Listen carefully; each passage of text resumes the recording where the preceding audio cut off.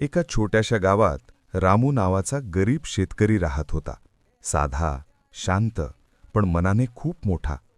रामूच्या घराशेजारी एक छोटंसं रोप होतं. लोक म्हणायचे, याचा काहीच उपयोग नाही. गावकरी हसले, टोमणे मारले, पण रामू काहीच बोलला नाही. तो रोज त्या रोपाला पाणी घालत राहिला, उन्हात, पावसात, अडचणीतही.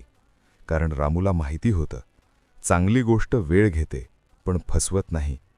वर्षे गेली आणि ते छोटंसं रोप एक मोठं झाड बनलं. एक दिवस गावावर भीषण दुष्काळ आला. उन्हाने सगळं गाव होरपळून निघालं.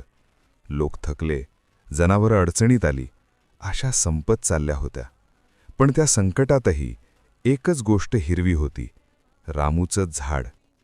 ते झाड सावली बनलं, आधार बनलं आणि अनेकांचा जीव वाचला. जिथे माणसांना आधार मिळाला, तिथे पाखरांनाही आश्रय मिळाला.